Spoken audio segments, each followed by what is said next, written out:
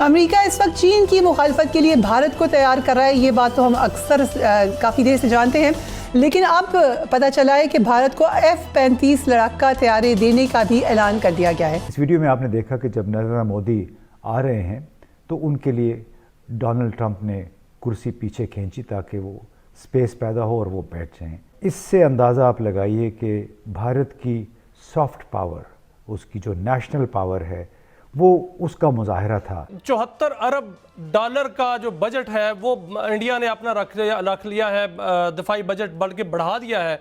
तो ये साफ नज़र आ रहा है, और अमेरिका के साथ जो डील की जा रही है हथियारों की, साफ नज़र आ रहा है कि ताकत का तवाज़ुन जो है बिगड़ रहा है और इंडिया जो है वो जंगी तैयारी कर रहा है। और याद रखो डोनाल्ड ट्रंप, तुम्हें आज मैसेज है, ये ना करना वरना 18,000 किलोमीटर का बैनुल बर्रा आज़म मिसाइल सीधा वॉशिंगटन में जाके गिरेगा और पहली बार अमेरिकियों को पता चलेगा कि कत्लेआम और हमला क्या होता है।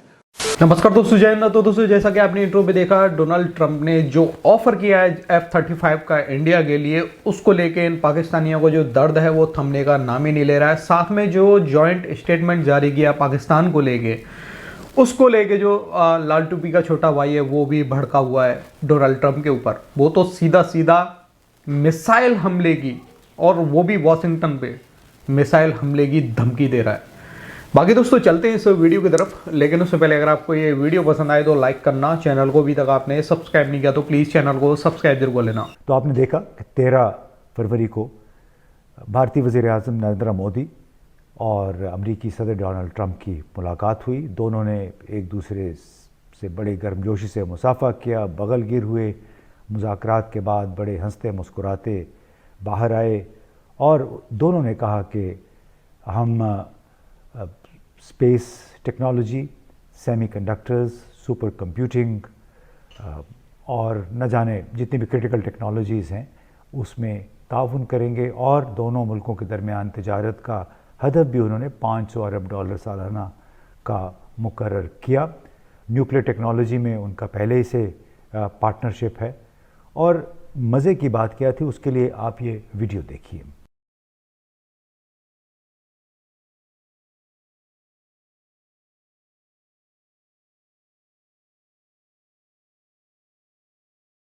इस वीडियो में आपने देखा कि जब नरेंद्र मोदी आ रहे हैं तो उनके लिए डोनाल्ड ट्रंप ने कुर्सी पीछे खींची ताकि वो स्पेस पैदा हो और वो बैठ जाएं।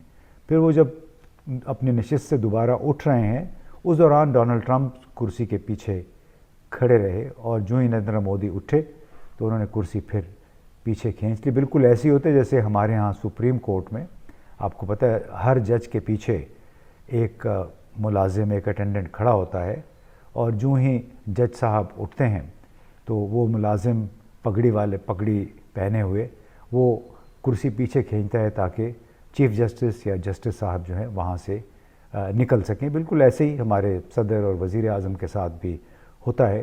तो ये काम डोनाल्ड ट्रंप ने भारतीय वज़ीर आज़म के लिए किया, और इससे अंदाज़ा आप लगाइए कि भारत की सॉफ्ट पावर, उसकी जो नेशनल पावर है, वो उसका मुजाहरा था इस मौके पे। यानी ये कोई इज़्ज़त अफ़ज़ाई कोई नरेंद्र मोदी के लिए नहीं थी।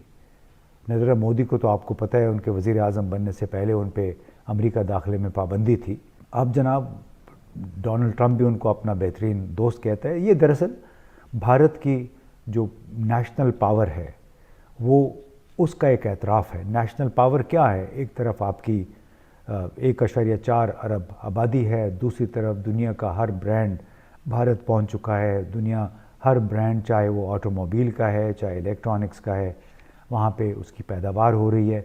तो जो भारत की इक़्तिसादी क़ुव्वत है वो एक मक़नातीस की तरह काम कर रही है और लोगों को अपनी तरफ खींचती है।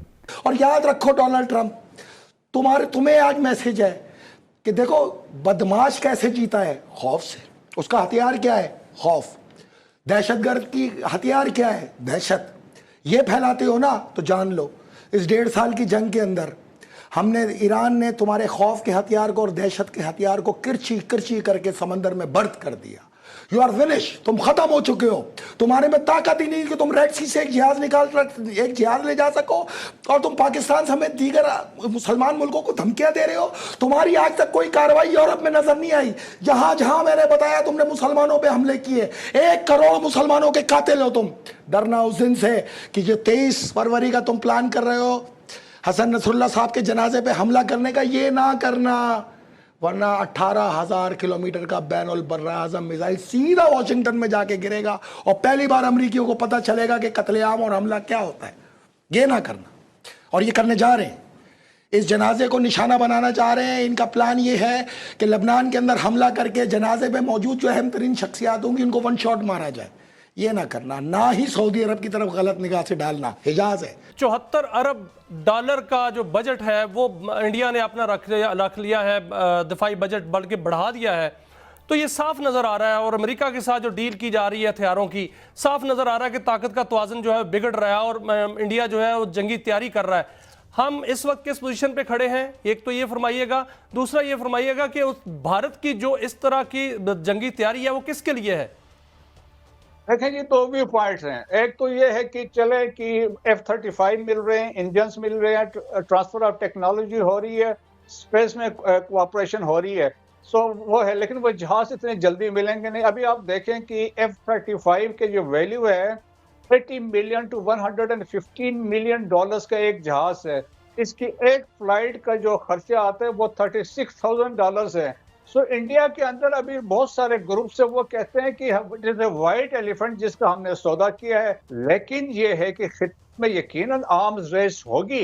पाकिस्तान को अकॉर्डिंगली हमने काउंटर स्टेप्स भी लेने होंगे कि जितने वहाँ पे हो रहे हैं। अब देखें ना कि इंटरेस्ट की बात है तो अमेरिकन का इंटरेस्ट है ये यहाँ पे चाइनीज को कंटेन करने के लिए, तो देयरफॉर वो चीजें उनको दे रहे हैं। यहाँ देखिए मियाँ साहब, अल्लाह का शुक्र है आपके पास J-35 नेक्स्ट 2 ईयर्स में आपके पास 40 जहाज पहुंच जाएंगे। 5th जनरेशन वारफेयर है, आपके जबरदस्त कैपेबिलिटी। आपके पास J-10C है, 4.5 जनरेशन के हैं। आपके पास F-16 भी है, मिराज भी है, और फिर अभी आपने जिस तरह बात की J-17 थंडर ब्लॉक 3 तैयार हैं, लेटेस्ट जहाज है जिस तरीके से वहां सके।